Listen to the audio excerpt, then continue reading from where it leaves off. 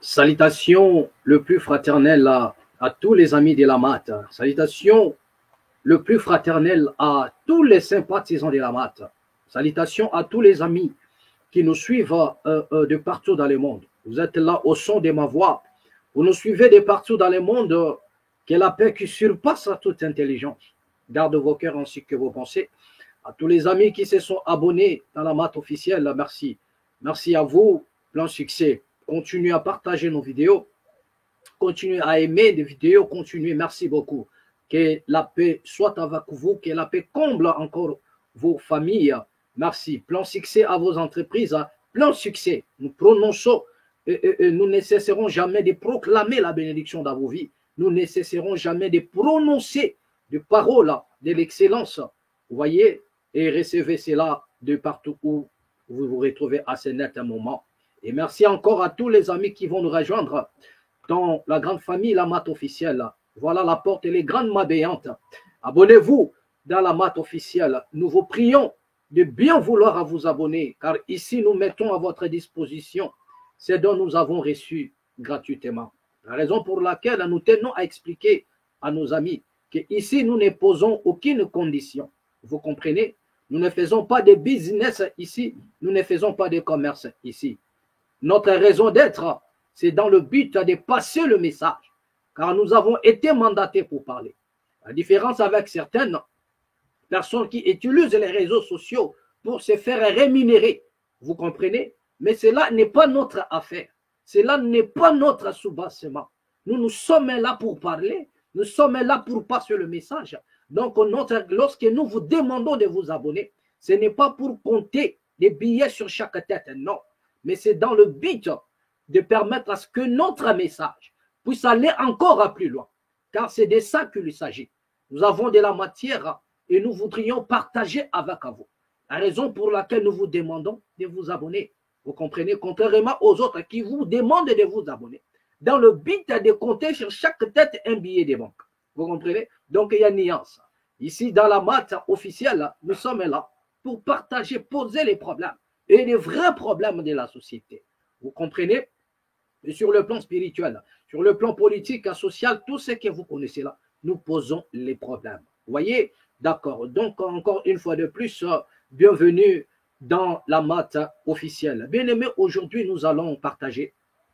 Donc, nous aurons quand même un petit 3 sujets à débattre, à partager ensemble avec vous ici, vous comprenez. Et nous allons parler déjà, de l'entrée du jeu, nous allons parler de, comment dirais-je, des élections au niveau du Parlement. Et avec Vital Kamerhe et Wakaningini King déjà à la tête, vous avez vu cela. Nous allons un peu parler de cela. Et deuxièmement, nous allons aussi parler de cette affaire Nicolas Kazadi. Vous comprenez? Affaire à Nicolas Kazadi, le ministre des Finances. Vous voyez? Voilà, notre ministre qui aujourd'hui pétrit dans l'huile des problèmes. Voilà. Et ça saute un peu de gauche à droite. Voilà, des accusations de gauche à droite. Donc, nous allons un peu parler aussi de cela. Et ensuite, nous allons transiter du côté de la Grande-Bretagne pour voir ce qu'a été aussi la décision du Parlement britannique par rapport à l'immigration. Vous comprenez? Parce que vous vous souviendrez que la Grande-Bretagne a mis en place une politique qui consiste à rapatrier directement des migrants vers le Rwanda. Pas de couple, mais des hommes, vous comprenez? Ils ont mis une politique en place pour sélectionner quelques personnes et les renvoyer au Rwanda. Vous comprenez? D'accord. Donc, nous allons aussi parler de cela. Nous allons aussi parler de cela. Voilà. Merci. Bien-aimés, donc, ici, nous allons directement poser les problèmes, bien-aimés. Mais avant tout cela, j'aimerais dire un mot. Est-ce que la République démocratique du Congo, est-ce que notre pays mérite-t-il encore d'être appelé République démocratique du Congo? Est-ce que notre beau pays mérite-t-il encore d'être appelé République démocratique du Congo? Parce que lorsque nous regardons la RDC, Personne ne peut nous dire qu'il y a un secteur qui va. Personne ne peut nous dire encore qu'il y a un secteur où l'on peut parler réellement de la démocratie. À quel niveau, quel domaine peut-on parler de la démocratie au Congo? Essayez un peu de numérer pour voir s'il y a même un petit domaine où l'on peut parler de la démocratie dans l'ensemble de la République. La raison pour laquelle nous avons un peu réfléchi en disant, mais est-ce que notre pays mérite-t-il d'être appelé République démocratique du Congo? Cette démocratie, c'est passe la nuit, ou bien cette démocratie se passe le jour? Nous posons seulement les problèmes. Nous, on se pose la question ici. Quitte à nos amis de la maths de nous répondre. Est-ce que la démocratie au Congo, existe-t-il la démocratie au Congo? Si cela existe, existe-t-elle la démocratie au Congo? Mais si cela existe, si la démocratie existe, mais ça se passe à quel niveau? C'est la nuit ou c'est le jour? Ça se passe dans la maison des politiciens ou bien dans l'ensemble de la République? Parce qu'à mon humble avis, lorsqu'on nous appelle République démocratique du Congo, c'est juste pour créer une différence entre la République du Congo, Congo-Brazzaville, et le Congo-Kinshasa. Donc, rien que pour ne pas créer un peu de complications dans la tête des gens, donc donnons à l'autre, ajoutons quand même dans le Congo-Kinshasa démocratie, comme ça, on va dire la République démocratique du Congo. Et de l'autre côté, nous laissons la République du Congo. Donc, c'est juste au niveau de la différence. Pour créer la différence entre les deux Congos. Et nous, on dit démocratie.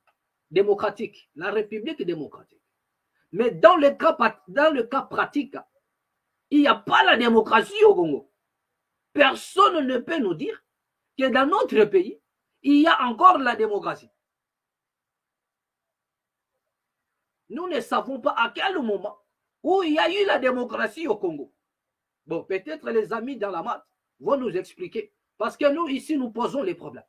Donc, à mon humble avis, j'ai dit, c'est juste pour que lorsqu'on dit République démocratique du Congo, ce n'est pas parce que la nation est réellement démocratique, ce n'est pas parce que la nation pratique la démocratie, mais c'est juste pour créer une différence entre les deux Congos par rapport aux appellations. Donc, c'est la République démocratique du Congo. Ce n'est rien d'autre qu'une appellation pour créer une différence avec la République du Congo-Brazzaville. Vous voyez? Donc, c'est juste ça. Et après, s'il y a autre chose que ça, donc les amis de la maths pourront peut-être nous éclairer. Mais nous avons seulement posé les problèmes. Pourquoi? Parce que ce qui se passe en RDC, ce qui se passe au Congo, bien aimé, on se pose la question. Est-ce que le Congo existe? C'est-à-dire que notre pays existe-t-il réellement?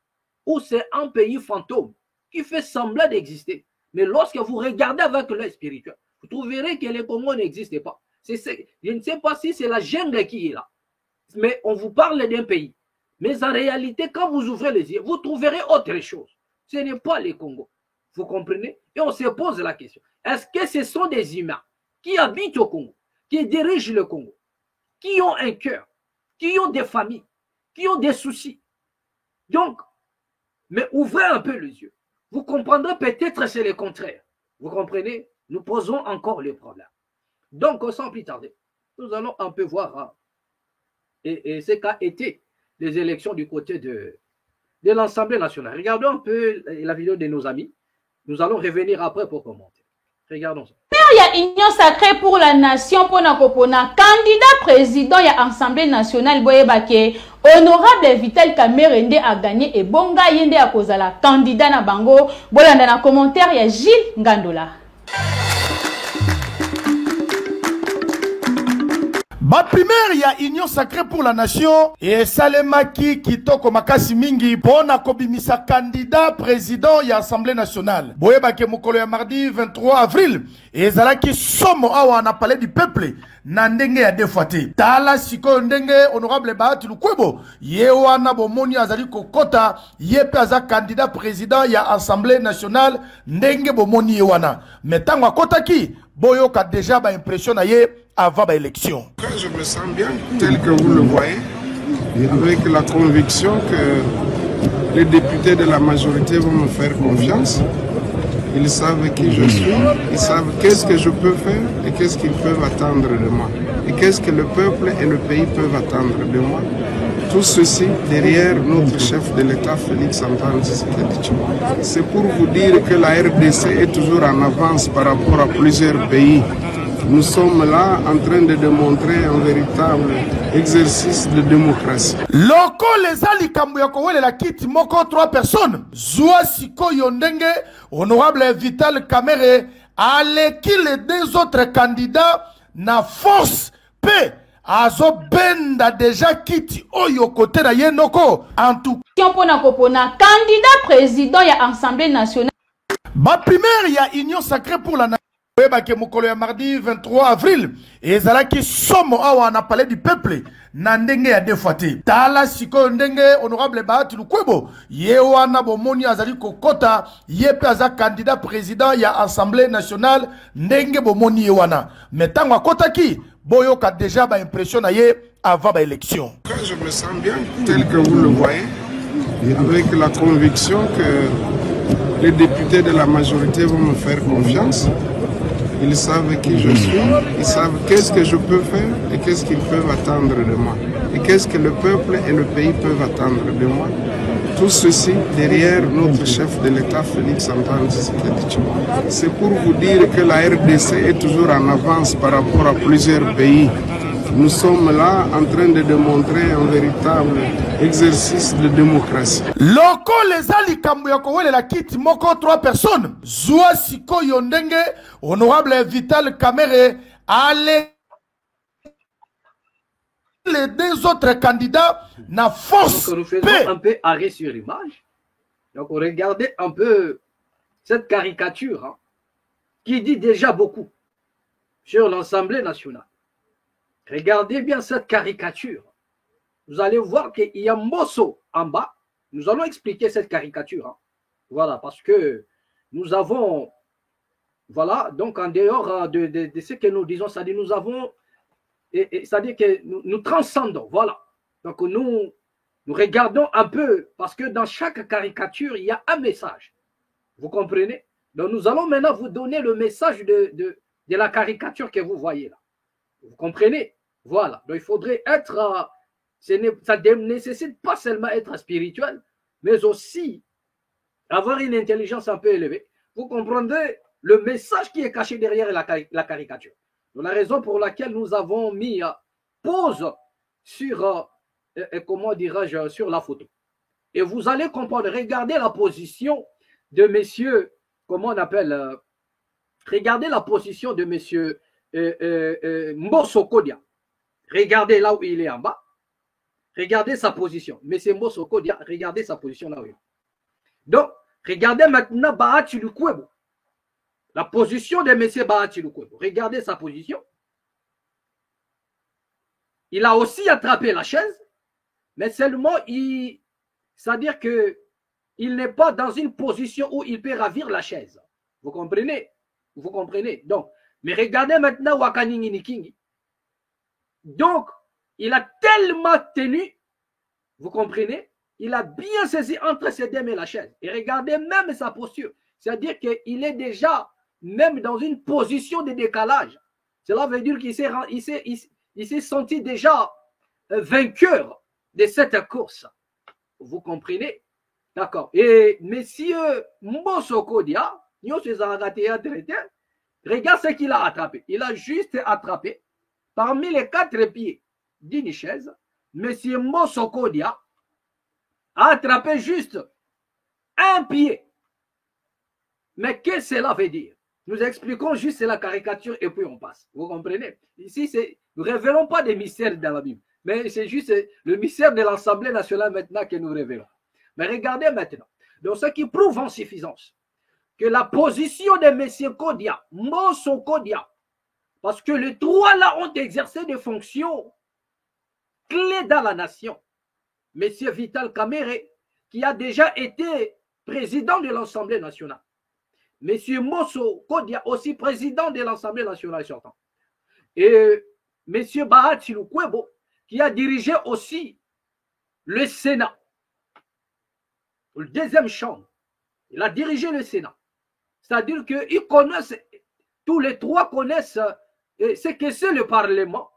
Vous comprenez? Mais c'est au travers maintenant cette position-là que tout s'explique. Vous comprenez?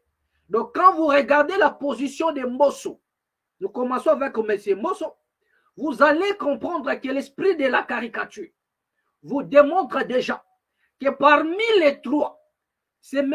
Mosso Kodia qui fut le candidat le plus nul. Vous comprenez?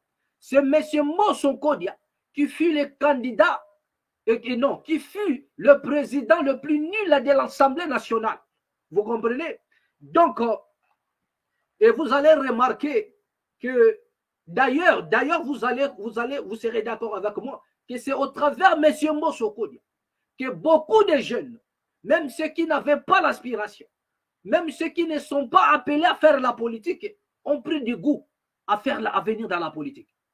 C'est au travers la politique de M. Mosso Kodia que les jeunes, même des comédiens, des musiciens, se sont décidés de venir se lancer dans la politique et juste à débuter comme des députés. C'est M. Mosso Kodia qui a fait tout ça. Pourquoi? Parce qu'il a mis dans l'esprit de l'homme congolais que pour avoir de l'argent, il faut être dans l'Assemblée nationale. Vous comprenez? La raison pour laquelle vous avez vu, lors de son mandat, tout ce qu'il a eu à mettre dans la tête des députés, c'était l'argent. Donc la référence de M. Mosso Kodia dans l'Assemblée nationale, c'était l'argent. Il était spécialiste de donner l'argent, d'augmenter l'argent. D'ailleurs, il avait des termes là, des termes de la cité. Il pouvait dire aux députés que nous sommes à la calme. 5 bateaux, 5 balles. Donc, c'est-à-dire qu'il a monnayé l'Assemblée nationale. Vous comprenez? Il a même monnayé la conscience de l'homme congolais. Donc, par rapport à son travail, il est en dessous des pourcentages par rapport à son travail au niveau de l'Assemblée nationale. Parce que c'est M. Mosso Kodia qui a fait en sorte que beaucoup de jeunes, même des comédiens, même des musiciens, même des vendeurs ambulants, ont décidé d'arrêter leur démarche pour venir se lancer dans la politique. Pourquoi? Parce que là-bas, on trouve beaucoup d'argent, on gagne beaucoup d'argent. Mais c'est Mosso Kodia, tout ce qu'il pouvait faire dans l'Assemblée nationale, c'est proposer des sommes colossales aux députés. Et ça a attiré encore des députés, même ceux de la diaspora. C'est-à-dire qu'ils ont tout vendu pour descendre en RDC. Pourquoi? Parce que M. Mosso Kodia, c'est un spécialiste en matière d'argent dans l'Assemblée nationale. C'est-à-dire un distributeur automatique de tous les députés. Vous voulez vous enrichir, allez-y à l'Assemblée nationale parce que M. Mosso Kodia est là. Quel est le travail? Mais au niveau du travail qui consiste à légiférer, bien aimé, c'était du néant, c'était nul. C'est pourquoi dans la caricature, vous avez vu qu'on a posé M. Mosso Kodia juste là, c'est-à-dire qu'il est dans une position allongée et il n'a rien que tenu un pied de la chaise pour dire qu'il n'a rien fait. Parce que le pied, dans la chaise, il y a 4 pieds, mais lui, il a tenu combien? Un seul pied. Donc, il a 1 sur 4, il a 1. Donc, il est en dessous par rapport à ses pourcentages, à son travail dans l'Assemblée nationale. C'est le plus nul et le plus néant du travail que M. Mosso Kodia nous a présenté dans l'Assemblée nationale. Et deuxièmement, vous allez voir que de l'autre côté, il y a eu M. Bahati Lukwebo. Bahati Lukwebo, qui est aussi un titan dans la politique congolaise. Mais il a un côté fort. Son côté fort aussi, c'est le billet de banque. Mais lui, là, il est entre les deux. Son côté fort encore, on reconnaît déjà M. Bahati, comme une personne qui peut transformer des choses. Vous comprenez? Qui change, comment dirais-je, qui change des caps. C'est-à-dire que M. Bahati Lukwebo, il est reconnu aussi par sa force financière. D'abord, lui-même, il est reconnu comme tel. C'est-à-dire que tous les députés savent que M. Bahati, il a une force financière d'abord. Vous comprenez? En dehors de du positionnement de sa classe politique, mais il en a aussi une force financière. Ça, c'est M. Bahati. Donc, il a aussi misé sur ça dans le but de prendre, comment dirais-je, de récupérer tous les députés. La raison pour laquelle, lorsque vous avez suivi M. Bahati, lorsqu'il a pris la parole, il a dit ceci. Les députés me connaissent. Ils savent ce que je suis capable de faire. Ils savent ce qu'ils peuvent attendre de moi. Vous comprenez? Qu'est-ce que les députés peuvent attendre de M. Bahati si ce n'est que leur donner des trucs, ouvrir des brèches pour que ces députés-là aussi s'enrichissent. Parce que ça, c'est une force de M. Bahati Lukwebo. Vous comprenez? D'accord. Donc, il est entre, il dépasse au moins M. Mosso. Vous comprenez? Du moins, parce qu'il a pris le Sénat, mais vous n'avez pas senti la force de frappe de M. Bahati. Là où nous sentons M. Bahati, c'est dans sa force politique, c'est dans son regroupement politique, vous comprenez? Et dans sa force financière. Mais quant à la force, comme étant un maestro dans le Sénat, pour donner les tempos, nous n'avons pas vraiment senti l'apport, la force de frappe du M. Bahati Lukwebo au niveau du Sénat. Vous comprenez? Voilà. Donc, la raison pour laquelle vous avez vu qu'il a quitté une partie, il a travaillé au Sénat, mais il n'y avait pas vraiment une force de frappe terrible pour donner le ton, pour donner le tempo dans le Sénat.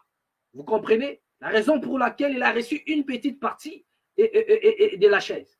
Mais regardez maintenant le positionnement, le posture, si vous voulez, de M. Wakaningini Kingi, qui a vraiment entre ses deux mains pris la chaise.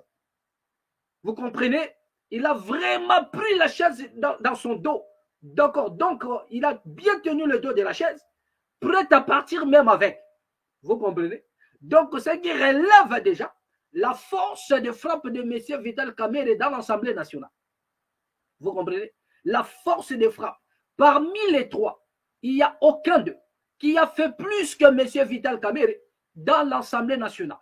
C'est-à-dire que s'il y a une personne qui connaît mieux ce que c'est le Parlement, c'est M. Vital Kamerhe.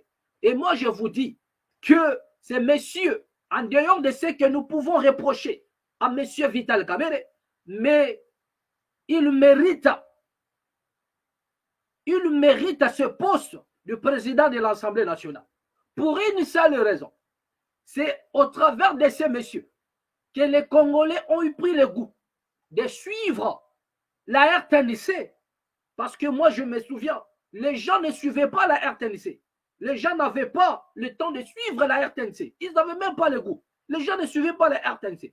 Tout ce qui s'est passé dans l'Assemblée nationale, les gens ne suivaient pas cela. C'est à partir de M. Vital Kamerhe que les jeunes ont commencé à suivre ce qui se passe, le déroulement de l'Assemblée nationale. Vous entrez dans chaque maison à midi, 13h, vous trouverez les gens en train de regarder RTNC et regarder l'Assemblée nationale. Parce que la RTNC a toujours déçu le Congolais, depuis fort longtemps. Et par ses programmes, et tout, par ses diffusions, il a toujours déçu. Sa qualité d'image, il a toujours déçu les Congolais. Quand vous regardez à l'époque, on ne pouvait pas s'attendre à regarder un bon film du côté de la RTNC. Il y avait toujours des films qui pouvaient énerver les gens encore de plus en plus. Vous attendez un bon film comme ça, donc on vous montre des films d'Eric, vous comprenez, des films à dormir, des films à dormir les gens. Donc les gens préféraient maintenant, la population ils préféraient regarder d'autres chaînes que de regarder la RTNC. Donc les Congolais avaient perdu totalement confiance à cette chaîne. Les gens ne regardent pas. Vous entrez dans la maison des Congolais, ils ne regardent pas la RTNC. Si vous voyez les Congolais regarder la RTNC, c'est qu'ils regardent Caribou Variété. Ou bien on regarde comment dirais-je, Maboké, le théâtre de chez nous, groupe Salongo, de variété, groupe Salongo. Ce sont des choses que les Congolais regardent sur RDZ. Le reste, c'est des choses, à moins que ce soit les matchs. Et même si c'était les matchs, c'est aussi le problème pour la transmission. Donc, c'est une chaîne qui avait dessus déjà. Mais Vital Kamerhe, étant président de l'Assemblée nationale, il a donné le goût. C'est-à-dire que vous entrez dans chaque maison, dans la plupart des maisons, vous trouverez les gens en train de suivre ce qui se passe là.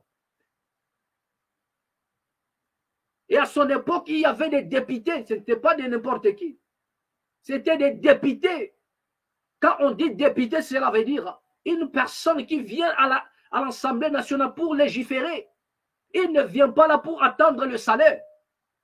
C'était ça le côté phare, la force de M. Vital Kamerhe. C'est le seul président de l'Assemblée nationale qui a créé une commission d'enquête, même jusqu'à la présidence. Donc, c'est le seul monsieur, comment dirais-je, le président de l'Assemblée nationale qui a fait défiler les ministres, qui a fait défiler des ministres dans l'Assemblée nationale pour présenter ce qu'ils ont fait, leur travail à la population congolaise. Et c'est là où nous avons compris qui travaille pour le Congo, qui est qui. La raison pour laquelle on l'a fait sauter comme une pile dans une télécommande. Parce qu'il a créé des commissions d'enquête et il y avait des députés qui travaillent la tête. Ce ne sont pas des guignols qui sont là, qui sont venus rien que pour les billets des banques, qui sont venus sous l'eau, c'est-à-dire qui ont vu ce que M. Mosso a fait et ils ont pris le goût de venir. Donc nous croyons que cette fois-ci, sous la direction de M. Vital Kamerhe Wakaninginiki, vous allez maintenant comprendre si vos députés là sont des députés. Parce que ce monsieur, nous connaissons sa force de frappe. À moins que ce monsieur change. Mais si c'est toujours M. Kamerhe que nous avons connu, comme l'ancien président de l'Assemblée nationale, il y aura d'autres députés qui vont fuir l'Assemblée nationale. Je vous dis bien. Ils vont fuir l'Assemblée nationale. C'est le seul président de l'Assemblée nationale qui a eu à démasquer même les pasteurs. Il les a dénigrés en plein hémicycle. Il s'est moqué de tous ces pasteurs-là qui ne savaient rien faire dans l'Assemblée nationale. Nous avons aujourd'hui des députés. Ils ne sont pas là pour légiférer, mais ils sont là pour les billets des banques. Et je vous dis, si ce monsieur prend la direction de l'Assemblée nationale, bien aimé, les choses vont changer. Peut-être il n'est plus le même, mais nous nous référons à ce qu'il a fait. Bien aimé, vous allez vous rendre compte que les gens que vous avez mandatés, les gens que vous avez donné des voix, bien aimé, ce ne sont pas des députés. Parce qu'avec M. Vital Kamerhe, c'est la tête qui travaille. Vous allez chauffer des sièges là fatigués. Et ce monsieur ne va pas vous laisser. Parce que dans l'Assemblée, il y a des commissions. Il y en a des commissions. Des commissions, il y a des parlementaires qui sont là. C'est-à-dire que si vous êtes un dormeur, vous ne prenez pas la parole. Bien aimé, vous ne serez même pas admis dans certaines commissions. Comment on va vous associer? Croyez-vous que votre député là pouvait travailler ensemble avec Lisanga Bonganga quand il était encore député? À l'époque où Kamerhe était président, croyez-vous que votre député là pouvait être dans la même commission que Denis Sessanga? Il pouvait être là. Là où il y avait des Denis Sessanga, les gens qui faisaient travailler leur tête. Les Franck Diongo, à cette époque-là, croyez-vous que votre député là pouvait être dans le même enclos que Franck Diongo? Franck Diongo, député, et toi aussi député. Denis Sessanga, député. Toi aussi député. Toi aussi député.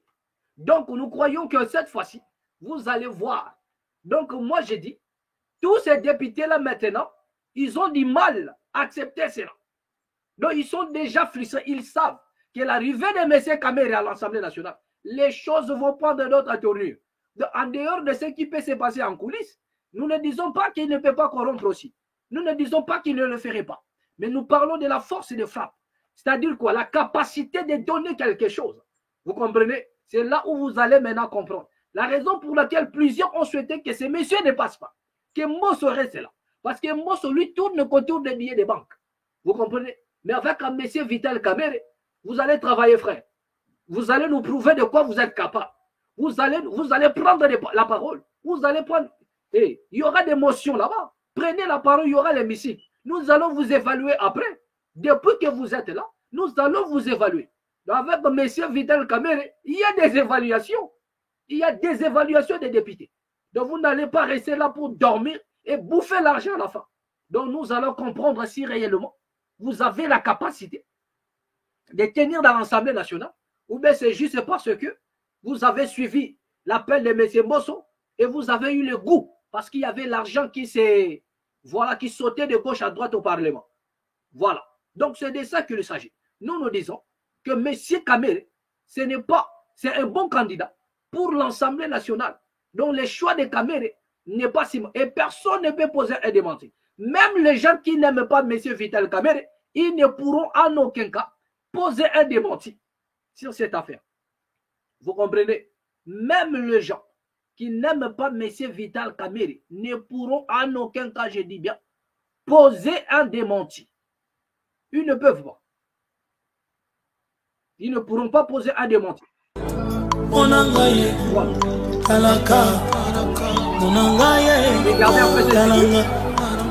Regardez après cette vidéo. M. Kamerhe, il a salué M. Baraki.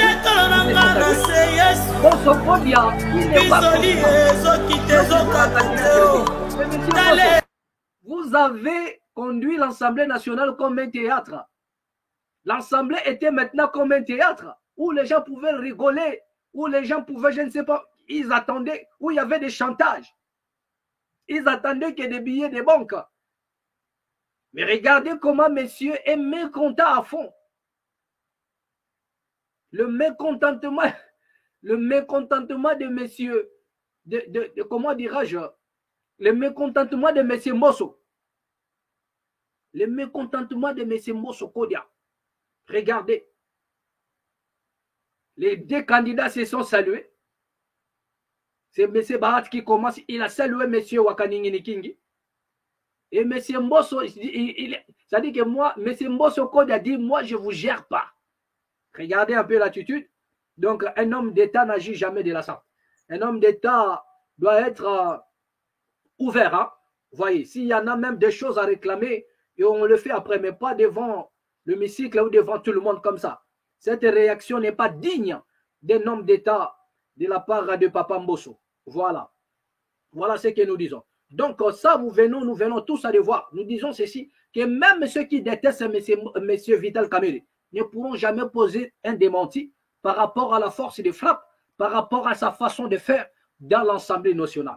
C'est maintenant que vous allez comprendre qui est député et qui ne l'est pas. Nous sommes là en train de vous regarder. Monsieur Kamerhe est là. C'est là où nous allons maintenant comprendre qui est qui dans l'Assemblée nationale. Vous étiez là pour de l'argent ou bien pour légiférer, frère. Nous sommes là, nous allons pointer. Nous allons voir vos sorties. Nous allons voir vos débats. Si réellement vous incarnez ce que vous avez fait de bruit de gauche à droite. Si réellement vous incarnez cette députation. Donc nous allons voir ça. Donc ça, c'était un peu ce qui concerne le Parlement. Allons maintenant du côté, comment on appelle forage n'a pas lampadaire et tindi gros. Côté de M. Kazadi, nous avons dit que nous allons parler de l'affaire M. Kazadi, qui est accusé aujourd'hui d'avoir détourné une somme colossale qui était destinée au lampadaire et puis au forage. Vous comprenez? Donc déjà, ça court de gauche à droite. Mais nous, on se pose un peu la question. Est-ce que l'homme politique congolais, les politiciens congolais ont-ils un cœur? Nous avons l'impression que les politiciens congolais dirigent la RDC. C'est-à-dire qu'avec un défi. Et le défi est contre le peuple congolais. C'est-à-dire que dans le gangstérisme, nos politiciens dirigent la RDC. Dans le gangstérisme, nos politiciens dirigent la RDC. Par défi, le politicien congolais dirige le Congo. Et le défi est contre la population congolaise. Le défi est contre la population. Parce que ce qui se passe, nous nous posons la question. Est-ce qu'ils ont réellement l'amour de la nation? Est-ce qu'ils ont réellement l'amour de la nation? Est-ce que ces gens-là sont conscients que le pays est en train de tomber plus bas dans le gouffre? Est-ce que ces gens-là sont conscients qu'à l'heure où nous parlons, les pays vraiment à l'agonie. Est-ce que ces gens-là sont conscients qu'à l'heure où nous parlons, que le monde se moque de nous? Et avec des choses pareilles, vous voulez le respect. Comment le monde pourra vous respecter? Alors que vous ne vous respectez pas vous-même. Vous narguez votre propre population. Vous narguez votre propre pays. Vous narguez votre propre population.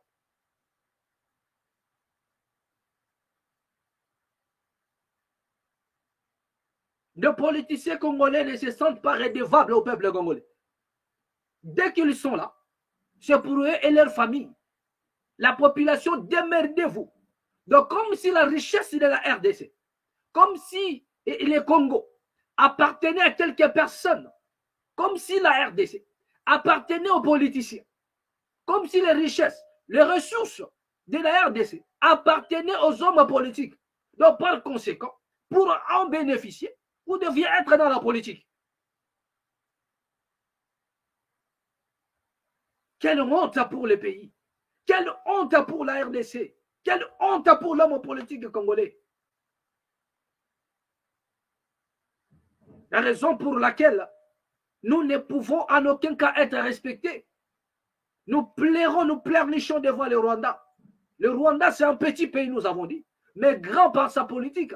Mais nous, nous sommes un grand pays, par notre superficie, mais petit par notre politique, plus petit même par notre politique. Comment une telle nation pourra être respectée? Vous ne respectez pas votre propre population. Vous ne respectez pas vos propres engagements. Vous ne respectez pas vos propres accords. Vous ne respectez pas vos propres contrats. Vous ne respectez rien du tout. Mais comment pouvez-vous être respecté? Comment est-ce que les Congolais seront respectés? Les raisons pour lesquelles nous ne sommes pas respectés. Ni nos diplômes ne sont pas respectés. Ni les citoyens congolais ne sont pas respectés. C'est le seul pays où on chasse les ressortissants dans tous les pays frontaliers comme des moustiques. Vous allez du côté du Brazzaville. Vous allez du côté de l'Angola. Vous allez du côté, je ne sais pas moi, du Rwanda. Vous allez du côté de... C'est-à-dire, tous les pays qui sont frontaliers à la RDC, les Congolais sont chassés comme des moustiques. Ils ne sont pas respectés. Ils ne sont pas respectés. Alors que les Congolais ne sont pas le seul peuple à être partout dans tous les pays aux alentours. Non.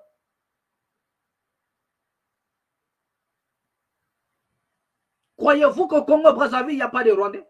Y a-t-il pas de Rwandais au Cameroun? Y a-t-il pas de Rwandais en Angola? Y a-t-il pas de Rwandais du côté? C'est-à-dire que... Mais attends.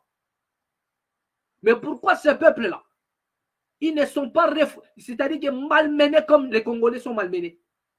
Même nos frères du Congo-Brazzaville, croyez-vous qu'ils ne sont pas dans d'autres pays africains? Mais ils sont aussi partout en Afrique. Mais pourquoi ne sont-ils pas chassés comme des moustiques, comme cela, comme des Congolais, de la RDC? Mais c'est parce que les hommes politiques congolais ont décidé de larguer leur propre pays. Ils ont décidé de cracher sur leur propre nation. Comment voulez-vous que les autres puissent vous respecter? Comment voulez-vous que les autres respectent votre population? Une population est respectée par la fermeté de ses autorités politiques, par le respect que les politiciens témoignent à l'égard de leur propre population. Donc, regardons un peu cette vidéo. De Komona, procureur général près la Cour de cassation, pour Bakanga Nicolas Kazadi, Bolande Angona, commentaire ya J. Ngandola. Dossier ya ba millions de dollars. Oye bimaki na kesi ya l'État pour la somba ba lampadaire. Pe 1000 forages. Et ils ont continué kotombo kisaba congolais na ndenge ya kosakana te. Ti sikoyo ndenge tozali koloba ministre ya ba finance ya mboka na biso Nicolas Kazadi azoli ya kaka munoko explication ya malonga eza soki mukete noko. D'ailleurs, côté na ye président ya Ensemble pour la République, monsieur Moïse Katumbi Tchapwe alobaki ke na carrière politique na ye et si déjà à Somba pe atia plus de 500 forages. Mais, forage mon côté à Somba yango na plus de 20 000 dollars. Kokamwa. Côté ya KJP, bazali kosenga na procureur général près la cour de cassation, azwa déjà ba mesure conservatoire rapidement contre M. Nicolas Kazadi. Bon, jusqu'à présent, ata na village natal ya mokonzi ya mboka Fachi Beto, to ya ministre ya ba communication pe media ya mboka na biso Patrick Muyaya, ata forage moko to lapader ezate. Alors, mbongo ebimaki na kesi ya l'État ebele wana soki ba 13 millions de dollars et sali musala nini. Tala mokolo ya lelo ndenge ba jeune congolais ba facha mabe ba ya komona procureur général près la cour de cassation pona kosenga yeke il faut monsieur Nicolas Kazadi ba longola na lombangu na gouvernement et puis ba sala procès na ye ezala en direct ndenge ya Vital Kamerhe ezalaki mutu nyonso amona clair mbongo ya l'État ebele boye ekendeki wapi zwa ndenge ba jeune oyo bakatani mabe.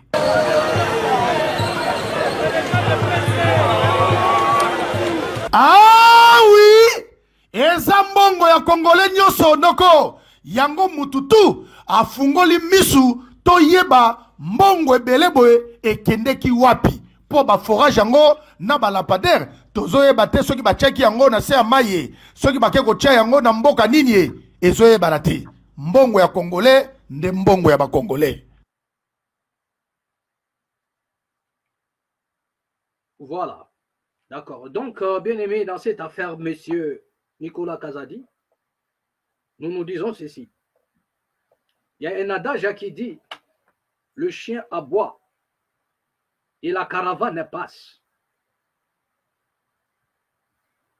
Ça ne sert à rien de crier aux voleurs lorsque vous n'êtes pas à mesure de nous démontrer en suffisance ce que la personne a volé. Si vous n'êtes pas à mesure de condamner la personne qui a détourné les deniers publics, ça ne sert à rien. Et nous avons un peuple qui est dans le sensationnel. Est-ce que le peuple congolais est réellement conscient que l'argent de la République qui lui appartient, que c'est son argent destiné à créer des emplois, destiné à créer c'est-à-dire que l'environnement meilleur, qui est détourné? Est-ce que le peuple est conscient que c'est son bien qui est détourné, c'est son avenir qui est hypothéqué?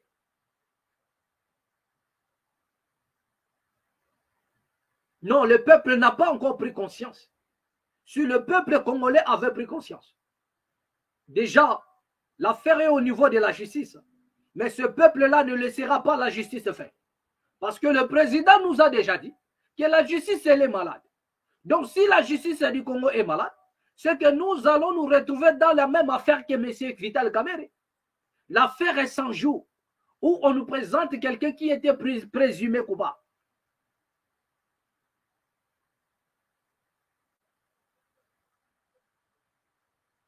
Un présumé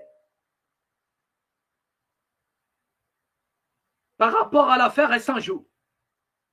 Mais M. Vital Kamerhe est acquitté après quelques temps.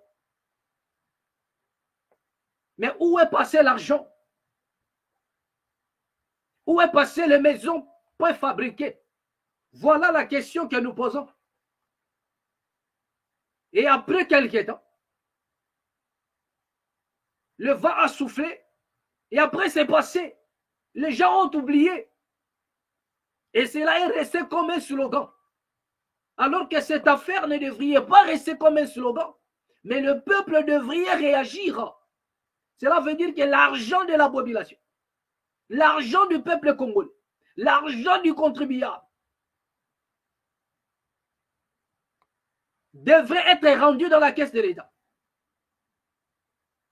Mais l'affaire 100 jours conclue. Monsieur Vital Kamerhe a quitté. Mais où est donc passé l'argent? Voilà les choses qui discréditent les Congos. Voilà les choses qui font en sorte que les Congos ne méritent même pas le mot démocratique. Voilà des choses c'est-à-dire qui jettent de l'opprobre sur l'intellectuel congolais.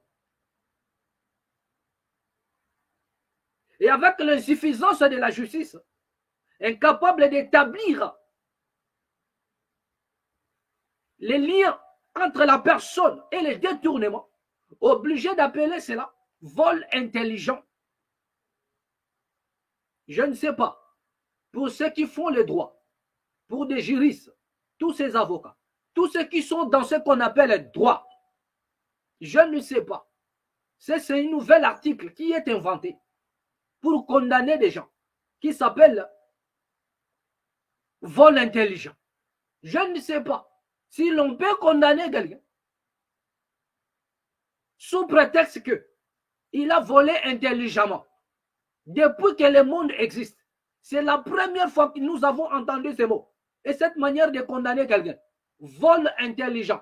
Donc la justice, qui est aussi, pour moi, une science exacte, parce que les gens disent que la mathématique, moi je parle ici de la justice comme une science exacte. Voilà ce que moi j'ai dit. Donc parce que dans la justice, tout doit être mis au clair.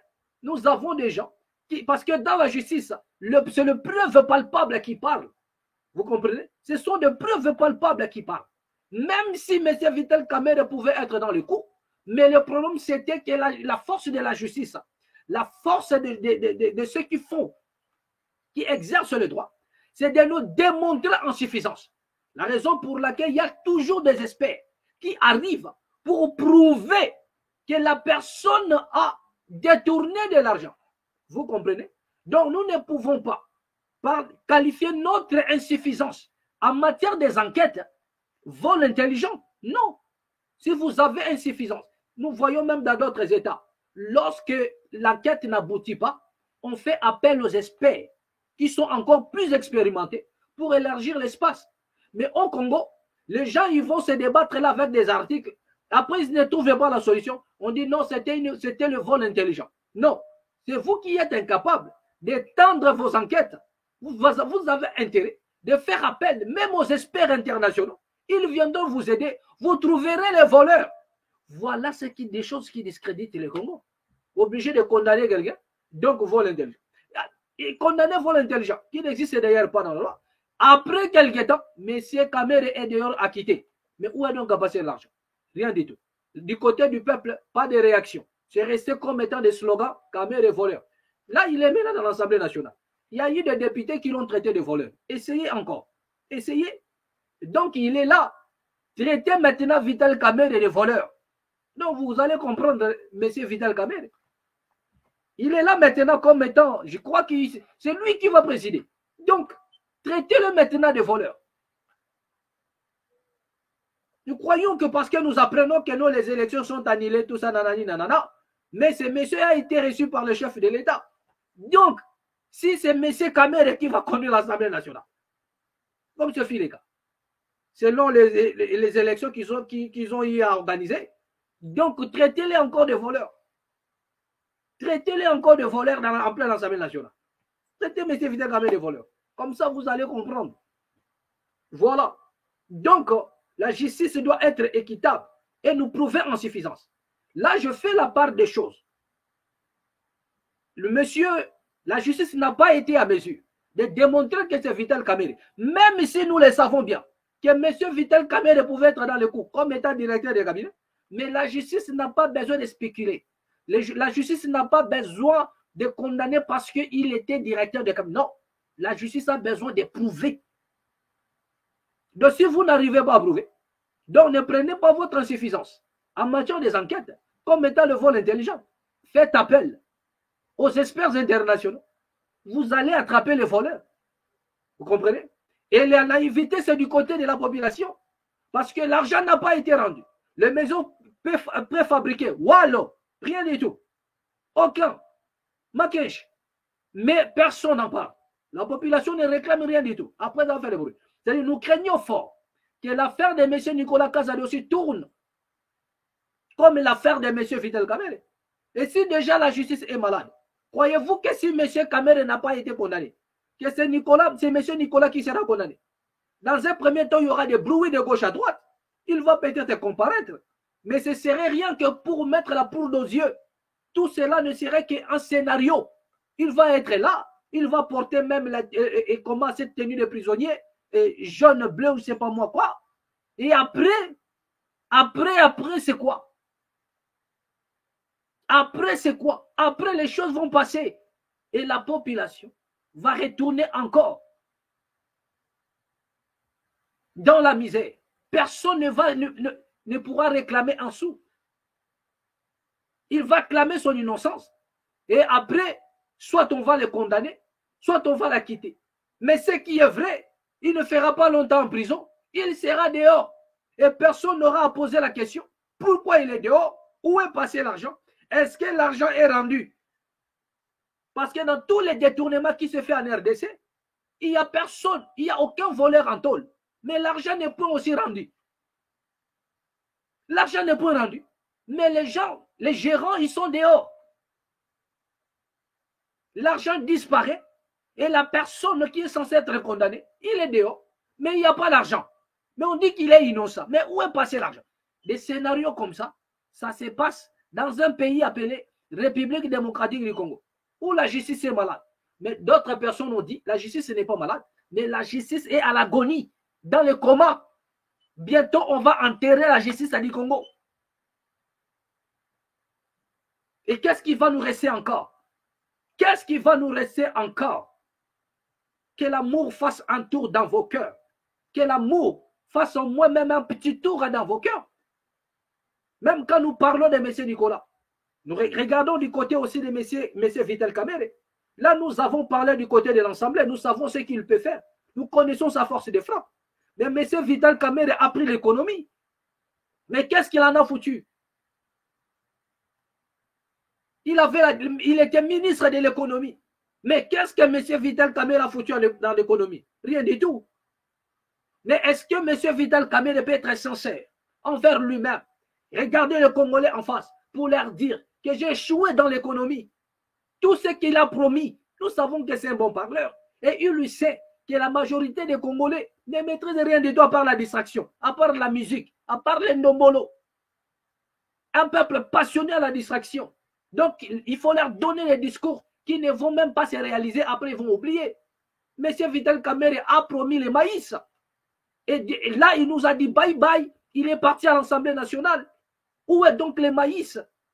Où est donc le maïs? M. Vital Kamerhe avait des semences. Il a reçu la sémence. Qu'est-ce qu'en a-t-il fait de ces semences-là? Où est donc passé les semences?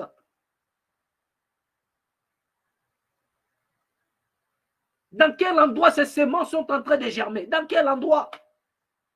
Est-ce que M. Vital Kamerhe peut nous regarder en face et nous dire que non, vraiment mes frères, j'ai échoué dans l'économie? Depuis qu'il était ministre de l'économie, les choses ne font que flamber. Les prix ne font que flamber au jour le jour. Le prix ne fait que flamber au jour le jour. Dollar grimpe comme si c'était les lézards qui grimpent.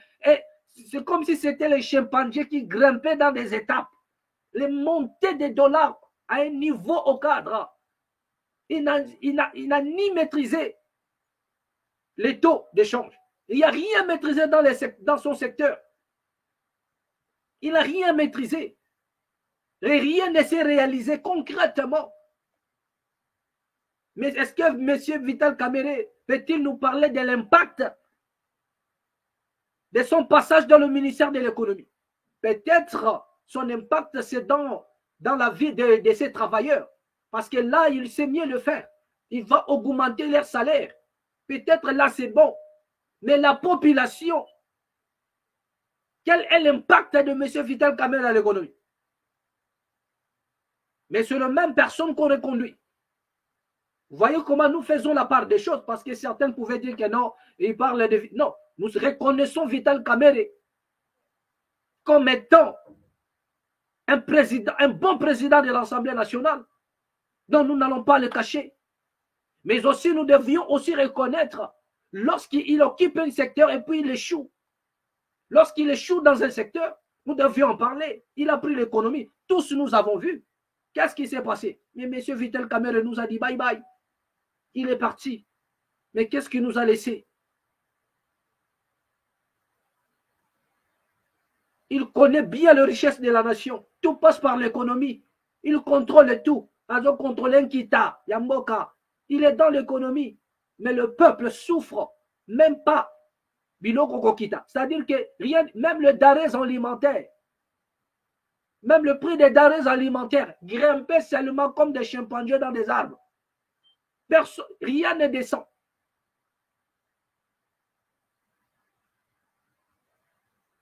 Et là, aujourd'hui, c'est maintenant M. Nicolas Kazadi. Donc cette affaire va tourner comme l'affaire 100 jours. Croyez-vous que M. Kazadi va se laisser faire? Il vous dira que non, M. Vital Kamerhe, lui, vous ne l'avez pas condamné. Donc c'est moi qui serai condamné. Je dois aussi être acquitté. Et voilà. Déjà, M. Kazadi, son nom a été cité. Et pendant la période du jeu de la francophonie, il y a eu déjà des polémiques autour de son nom, autour de la gestion du jeu de la francophonie. Il y a eu des détournements. Mais cette affaire n'a pas été justifiée. Et comme si cela ne suffisait pas à faire, voilà encore notre détournement. Donc, au Congo, il n'y a que des détournements. Des détournements. Donc, on se pose la question. Même la première ministre, là, entrante, qu'est-ce qu'elle va trouver dans les caisses de l'État? Donc, on se pose la question.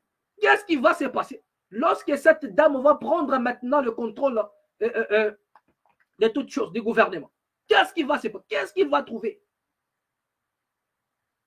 Et pire encore, on se demande, est-ce que le même personne qui nous laisse dans des dégâts colossaux, pourront-ils encore être reconduits? Seront-ils encore des ministres? Seront-ils encore des ministres? Là, nous posons seulement des problèmes. Si M. Kazadi est innocent, il doit être acquitté par la justice. Mais s'il n'est pas innocent, il doit être incarcéré. Mais nous craignons encore fort, parce que nous sommes face à une justice qui est malade. Une justice qui est malade. Comment pourrait-elle comment juger des choses?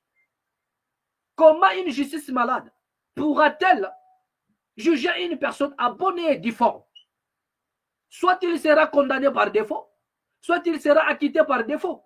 Donc nous posons seulement des problèmes ici dans la masse, ensemble avec nos amis.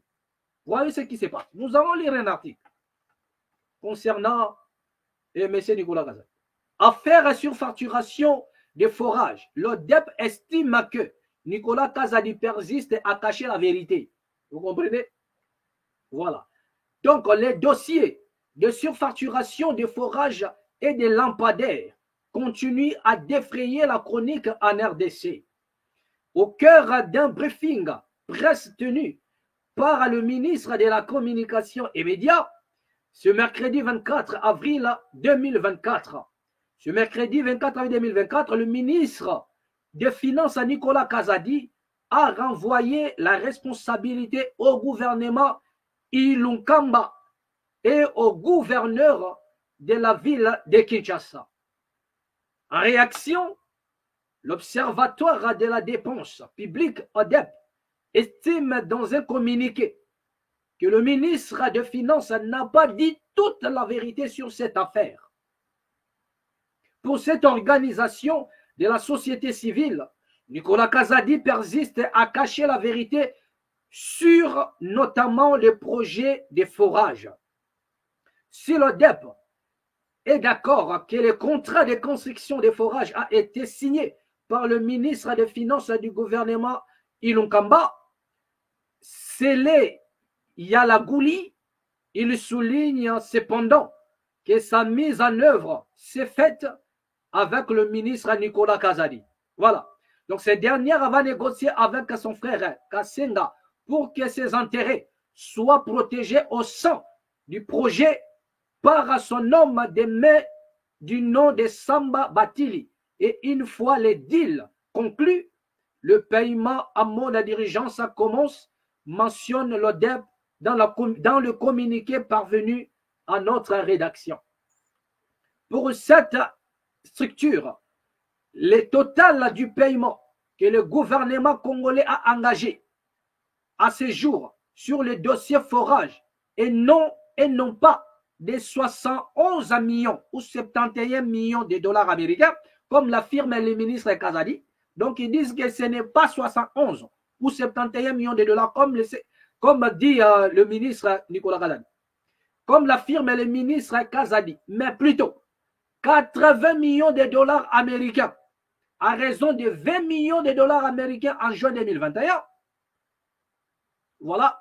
20 millions de dollars américains en janvier 2022, et 20 millions de dollars américains début 2023 et 20 millions de dollars américains en janvier 2024. Selon le DEP, M. Samba, qui le présente comme l'homme des mains du ministre de Finances Nicolas Kazadi, a perçu 20 millions sans motif. Il demande à la cellule nationale des renseignements financiers, CNRF, déclarer l'opinion sur ces fonds reçus par M. Samba.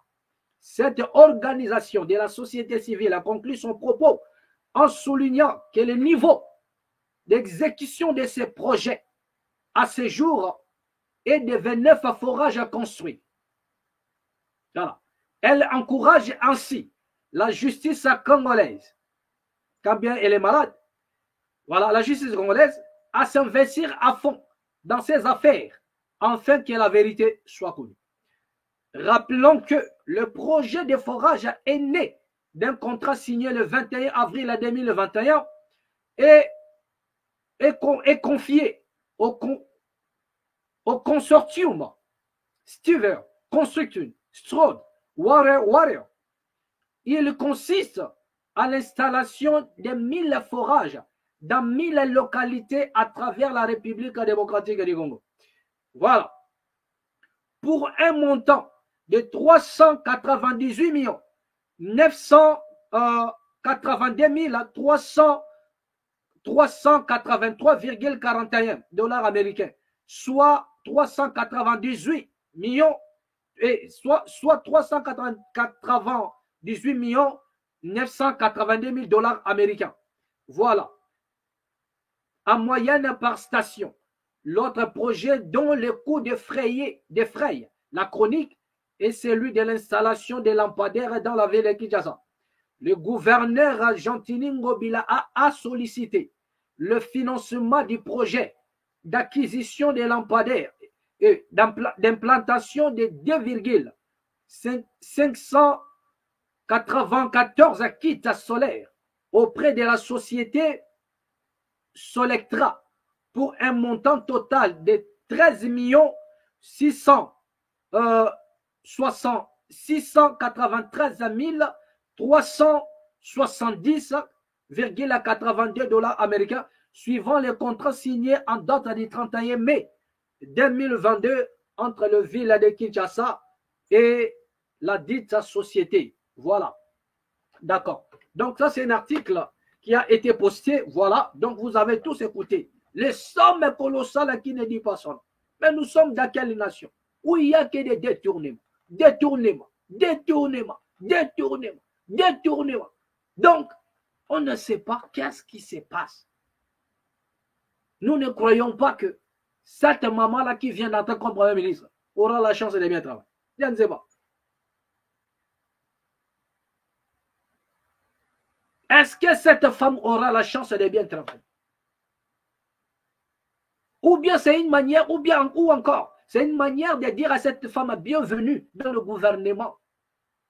Tu vas nous trouver, nous, les prédateurs de la République. C'est que nous allons te montrer ce que nous sommes capables de faire.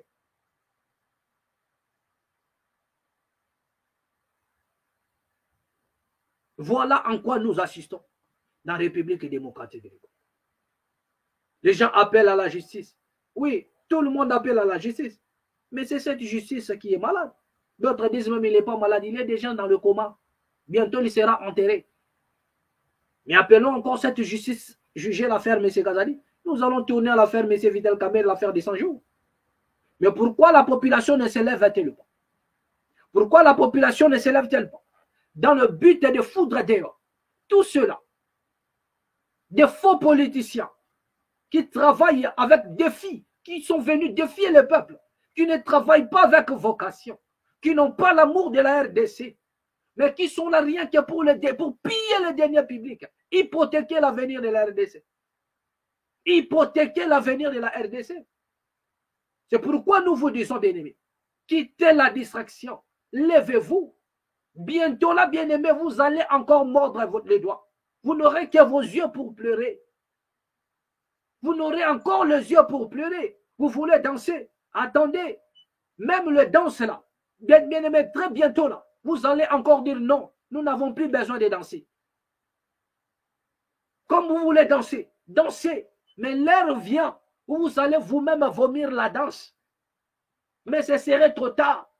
Vous allez chercher les gens à qui vous deviez, qui peuvent porter vos voix. Vous allez les chercher. Vous allez chercher tous ceux-là qui parlent pour le bien-être de l'homme congolais. Vous allez les chercher. Mais comme vous voulez danser, dansez. Dansez. Voilà, il y a l'argent qui disparaît. C'est comme si cet argent appartenait à un individu. Mais vous ne voulez pas vous lever. La seule chose que les Congolais doivent faire, c'est se lever et chasser tous ces pseudo-politiciens qui n'ont pas l'amour de la nation. Parce que les détournements d'argent, dans certains pays, ce sont des crimes. Vous serez condamné à mort dans des pays comme la Corée. Vous serez condamné à mort. Donc moi, je crois que la peine de mort en RDC doit être rétablie premièrement pour des détournements des deniers publics. Vous détournez l'argent et votre implication est prouvée par la justice. Vous êtes condamné à mort. Ça, c'est une nation qui peut attirer le respect. Ça, c'est une nation qui peut être respectée dans le monde. Ça, c'est la nation qui existe. Ça, c'est la nation qui a une force politique. Ça, c'est une nation qui est destinée à être, comment dirais-je, à développer. Ça, c'est une nation destinée à être développée. Mais voilà, nous allons voir la suite de cette affaire. Nous allons voir la suite. Et bien aimé, pour terminer, comme je disais tantôt, nous allons prendre cette affaire de l'immigration. Vous avez appris que encore cette affaire qui continue toujours à bouillonner dans les entrailles du Parlement britannique, renvoyer les migrants du côté du Rwanda. Moi, je dis du côté de la RDC. Parce que le Rwanda lui-même n'a plus la place. Il n'a pas la place. Vous avez vu des vidéos où le président même de tous ces petits pays qui sont frontaliers là, qui déclarait que nous n'avons pas la place. Ici, nous avons un petit pays, mais nous devions nous étendre. Le seul endroit, c'est le Congo. Les vidéos, ils sont là. Donc ne nous prenez pas pour des bêtes. Mais regardez un peu cette vidéo. 2 ans de bataille parlementaire et à quelques semaines des législatives, l'adoption de cette mesure migratoire est une victoire pour Rishi Sunak. Son projet controversé consiste à expulser vers le Rwanda des demandeurs d'asile, d'où qu'ils viennent, après être entrés illégalement au Royaume-Uni. Quelques heures avant l'adoption du texte, le Premier ministre britannique l'assurait déjà, tout est prêt pour commencer les expulsions. Le premier vol partira dans 10 à 12 semaines. Le succès de cette dissuasion ne repose pas sur un seul vol. Il repose sur un processus continu et implacable d'expulsion réussie et permanente vers le Rwanda, à un rythme régulier de plusieurs vols par mois, au cours de l'été et au-delà, jusqu'à ce que tous les bateaux soient arrêtés. Selon le Premier ministre conservateur, ce projet doit dissuader les migrants de risquer leur vie sur des bateaux de fortune pour rejoindre le Royaume-Uni, alors qu'en 2023, près de 30 000 personnes ont fait la traversée de la Manche. Pour mener à bien les déportations vers le Rwanda, Londres et Kigali ont passé un accord il y a 2 ans, de l'argent contre l'accueil de migrants. L'opposition travailliste, qui avait bloqué jusqu'alors l'adoption du texte au Parlement, dénonçait lundi un projet coûteux. Ça va coûter un demi-milliard de livres sterling aux contribuables pour un programme qui ne couvrira que 1% des demandeurs d'asile. Les conservateurs devraient plutôt investir cet argent dans le renforcement de la sécurité de nos frontières. En novembre, la Cour suprême britannique avait rejeté le projet à l'unanimité, estimant que le Rwanda n'est pas un pays tiers sûr. Le risque de refoulement par Kigali des demandeurs d'asile vers leur pays d'origine étant trop élevé selon les magistrats. Plusieurs nouveaux amendements ont permis de contourner cette décision. La loi pourrait faire face à d'autres obstacles judiciaires, mais Rishi Sunak a d'ores et déjà prévenu. Son gouvernement ignorera toute injonction de la Cour européenne des droits de l'homme visant à éviter les expulsions.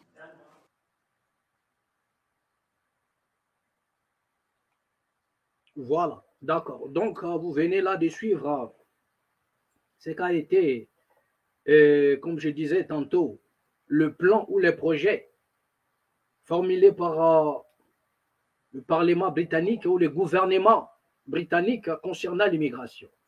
Nous savons tous qu'en Europe, lorsqu'on parle de l'immigration, lorsqu'il y a plus des immigrés, les Européens parlent des répartitions. Ce sont des lois qui se votent, voilà, en européen, dans le but de répartir des migrants. Et les répartitions ne se font pas ailleurs qu'en Europe. Voilà.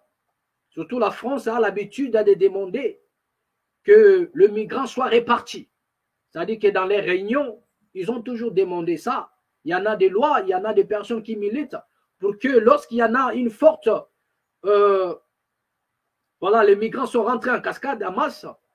Voilà, il y en a des pays qui demandent toujours, pour bien maîtriser des choses, on doit les répartir. On parle de la répartition. Vous comprenez? Voilà.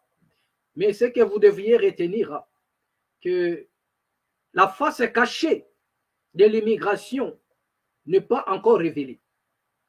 Parce que tous les bruits que vous entendez à gauche, à droite concernant l'immigration, ce n'est pas ça la vérité. Ce n'est pas ça. Ce n'est pas ça. Voilà. Le paradoxe est que il y en a des discours pour arrêter l'immigration, mais de l'autre côté, on met le feu. Donc, on ne peut pas vouloir mettre fin à l'immigration et alimenter encore des guerres qui ne disent pas son nom. Parce que tous ces gens-là qui immigrent, ce n'est pas pour le plaisir d'immigrer. Il y en a des pays ici sur la terre qui ne peut en aucun cas envier un seul pays d'Europe. Je prends ici l'exemple de la République démocratique du Congo. Est-ce qu'un pays comme le Congo, dans la justice, un pays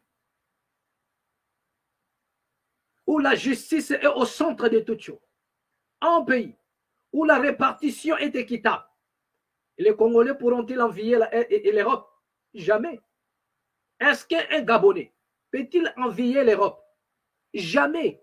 Donc il y en a des pays en Afrique où les citoyens, s'il n'y en a pas de guerre imposée, s'il y a le partage équitable de la richesse, si les dirigeants ont l'amour de leur nation, les citoyens ne pourront même pas immigrer. On n'en parlera même pas. Mais même l'immigration proprement dite, elle est imposée. On impose à l'Afrique l'immigration. On impose à d'autres pays l'immigration. L'immigration est imposée. Voilà. Ils le savent que si nous laissons ces nations-là tranquilles, ils vont se reconstruire. Ils seront puissants. Donc, par conséquent, il faut un peu le disperser. C'est politique tout ça. C'est programmé tout ça. Mais nous allons venir ici. Nous allons revenir pour vous révéler la face cachée de l'immigration. C'est ici que vous entendrez cela. La face cachée de l'immigration. Ce n'est pas ce qu'on vous présente dans les réseaux sociaux. Ce n'est pas ce qu'on vous dit, non, nous ne voulons pas des migrants. Ils sont nombreux. Bien aimés, tout ça là, ce sont des discours. Je ne fais pas allusion ici aux rentabilités, à ce que l'immigration rapporte. Non, je ne fais pas allusion à cela. Je dis une face cachée de l'immigration que vous n'avez jamais entendu parler. Moi, je vais le révéler ici. Mais nous sommes encore dans des recherches de documents. Nous sommes encore, c'est-à-dire que nous fouillons des documents qui sont cachés même dans l'Internet. Nous fouillons des documents. Nous mettons à votre disposition certains documents. Pourquoi l'immigration ne finira jamais? Pourquoi? Pourquoi l'immigration ne finira jamais? Ce n'est pas parce que les Africains veulent immigrer, mais parce qu'on doit les imposer l'immigration. Voilà. Donc nous allons parler de ça. Nous montrerons la face cachée de l'immigration. Le pourquoi de l'immigration.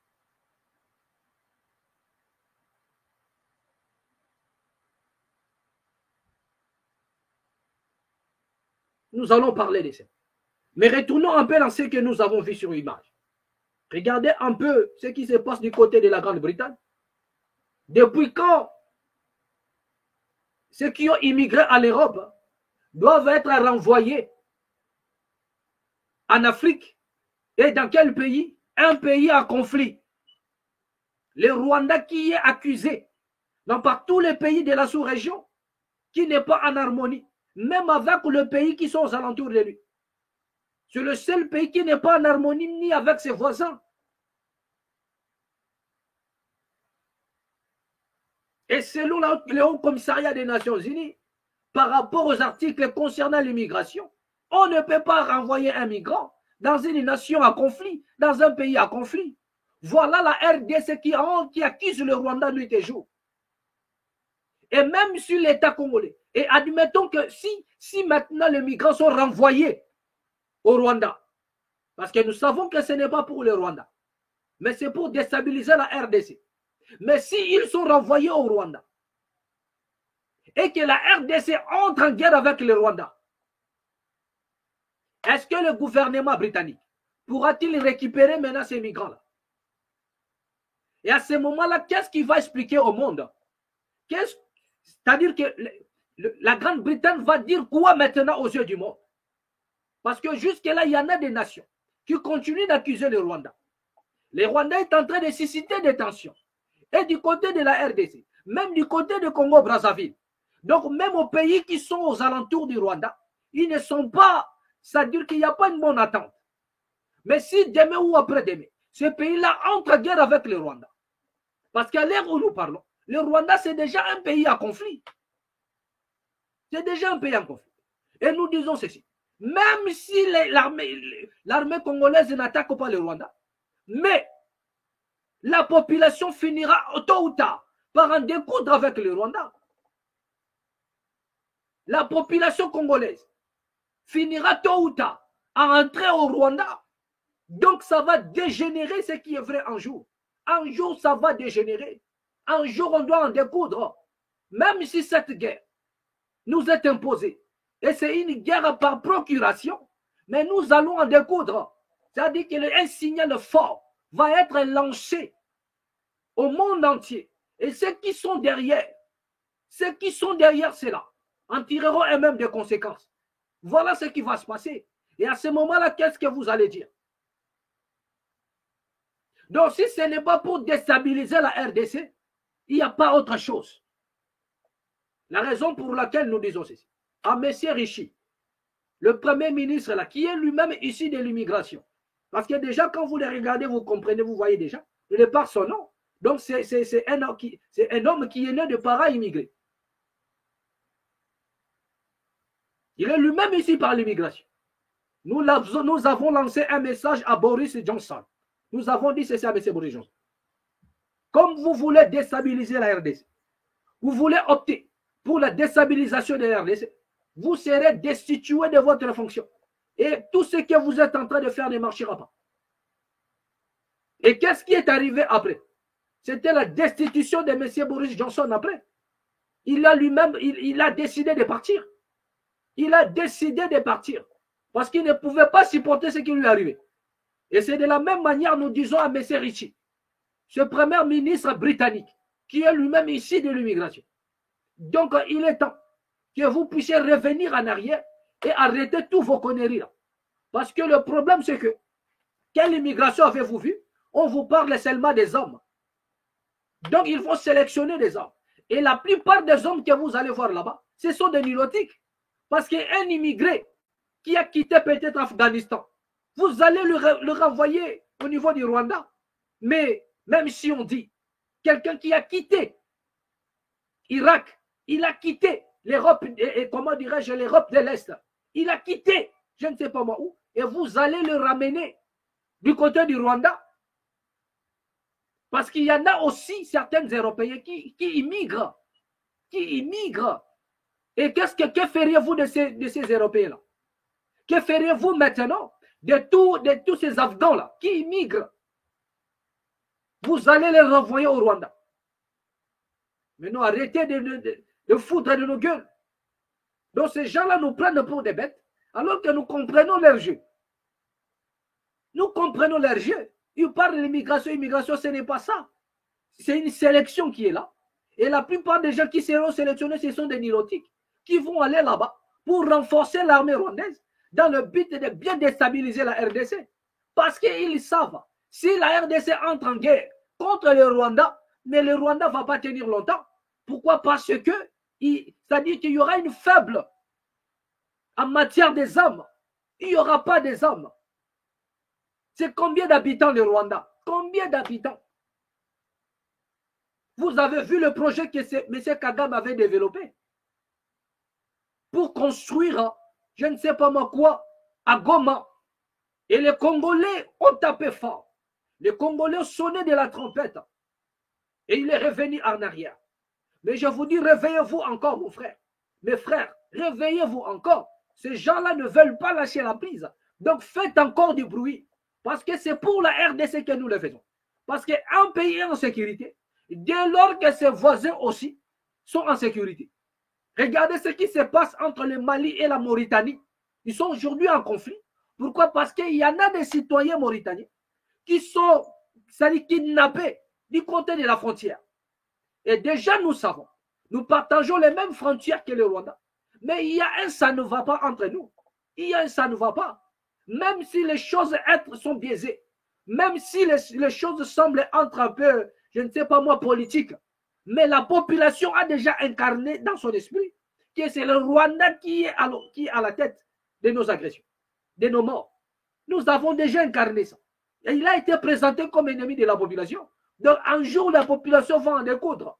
Un jour, ça va dégénérer, que vous le voulez ou pas. Un jour, nos militaires, bien aimés, feront ce qui est au-delà même de leurs instructions.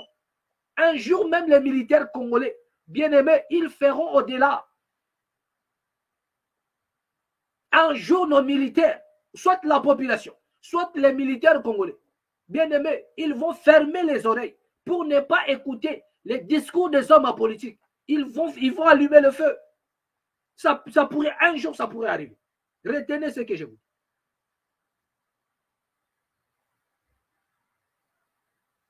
Un pays en conflit et on décide de renvoyer les migrants là-bas. Avez-vous vu cela comment? Si ce n'est pas pour renforcer le Rwanda, si ce n'est pas pour déstabiliser la RDC, parce que c'est le plan qui est sur la table. Qui va jouer cette carte-là? Pour arracher l'Est. Qui va jouer cette carte-là? Mais nous disons ceci à ces messieurs. La même chose que nous avons dit à Boris et Johnson. Nous vous le disons encore. Et avant que cela ne vous arrive, nous vous le prédisons. Vous verrez de vos propres yeux comment est-ce que l'Angleterre va entrer dans la décadence. Vous verrez de vos propres yeux comment est-ce que la Grande-Bretagne va chavirer. Si seulement si les plans qu'ils ont optés, c'est pour déstabiliser la RDC. Et même si tel n'était pas le cas, bien aimé, cela n'est pas possible. Dans des lois concernant l'immigration, ça ne se passe pas comme ça.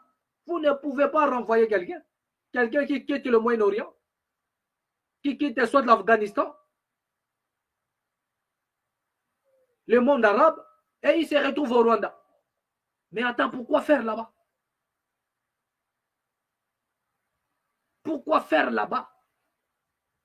Alors que le Rwanda, c'est un petit pays. Et nous avons même vu que même la France veut aussi emboîter les pas. Ramener aussi les gens là-bas. Mais si déjà le Rwanda est un petit pays, c'est plein déjà de son espace, la Grande-Bretagne veut ramener là-bas.